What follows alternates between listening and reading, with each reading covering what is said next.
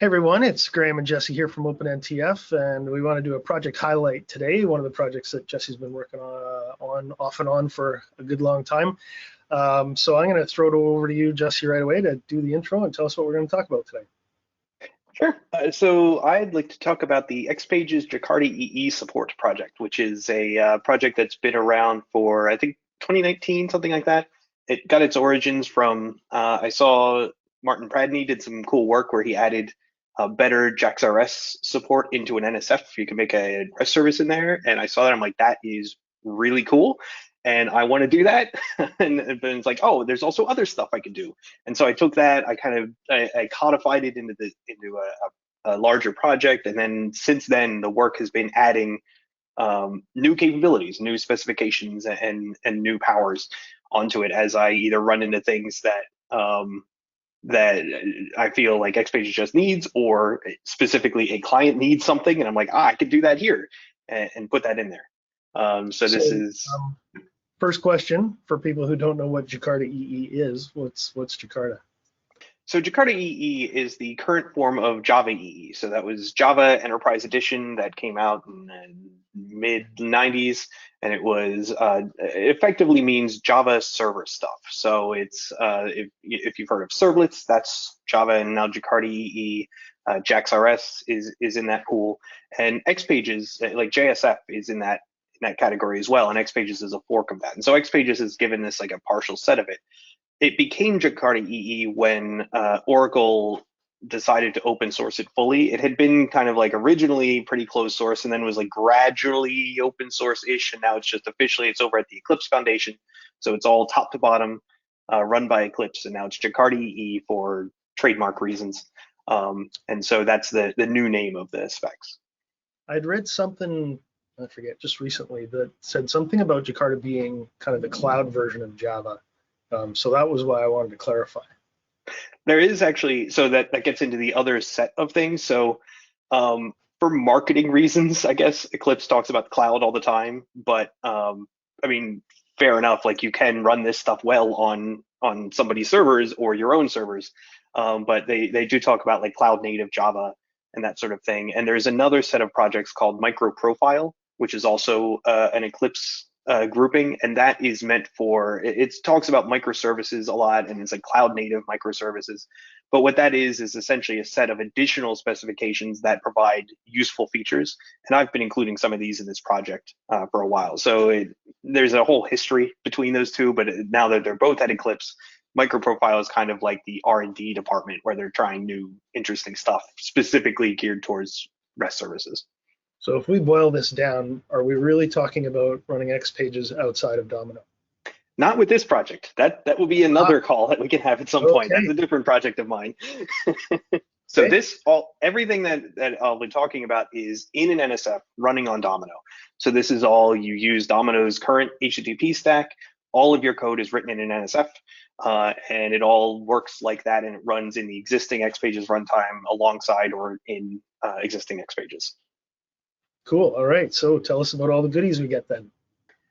So here, this is just the GitHub homepage for the project, where I kind of go over the list of specifications, and this on its own is pretty dry, but where it comes into play is like, what does this do? Like, why is this useful from an XPages perspective? And so the original problem that it was solving, that Martin did in his project, was writing REST services in an NSF is not great. So you could do JAX-RS with OSGI plugins.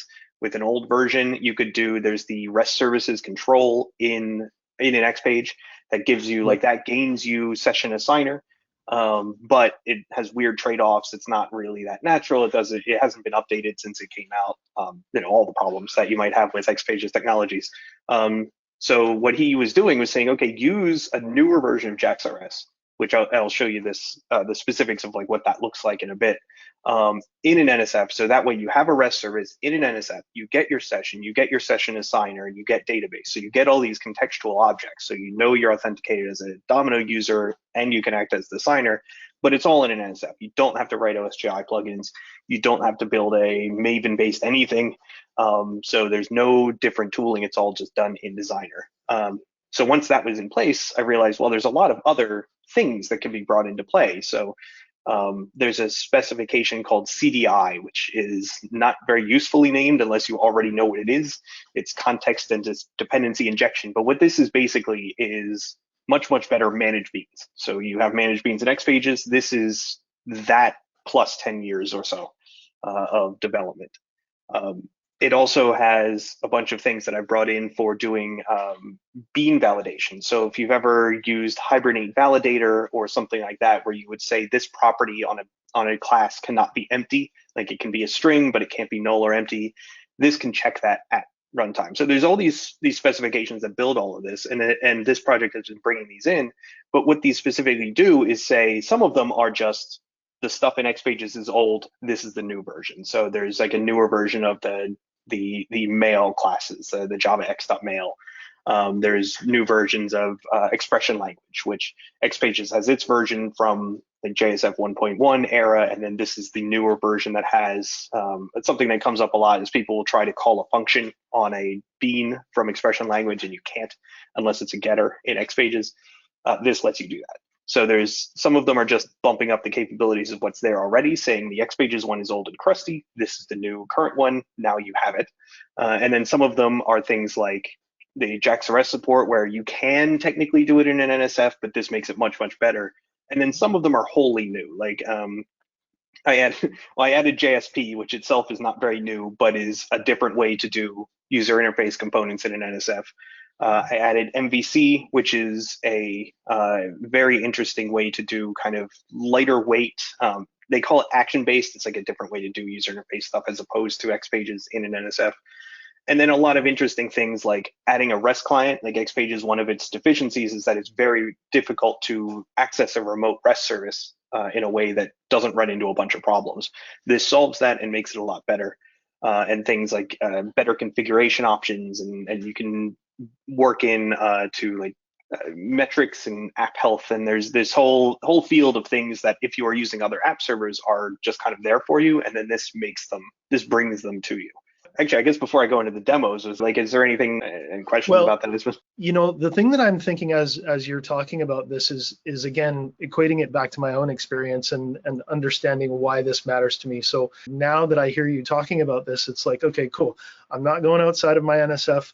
When I'm doing XPages development, I'm starting to get the things that you know, were frustrating. So I can now see what you experienced as you've been going through things and looking and going, I want to, you know, I want to have a modern way of doing whatever it happens to be that I'm doing. So for me, that really helps me understand, why do I care about this? Probably, I think the next thing that we want to talk about is kind of the mechanics of setting it up, and then obviously, yeah, we want to be able to do some demos. So why don't we come back in another video and we'll take a look at that.